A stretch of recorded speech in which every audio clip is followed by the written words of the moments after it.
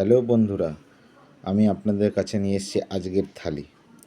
আজকে আছে থালিতে সবার প্রথম দেখবেন রয়েছে সর্ষে বাটা দিয়ে খয়রা মাছ, আর রয়েছে পেঁয়াজ দিয়ে আলু দিয়ে আলু সেদ্ধ মাখা পেঁয়াজ ভাজা দিয়ে, আর রয়েছে সঙ্গে পেঁয়াজের ডাল,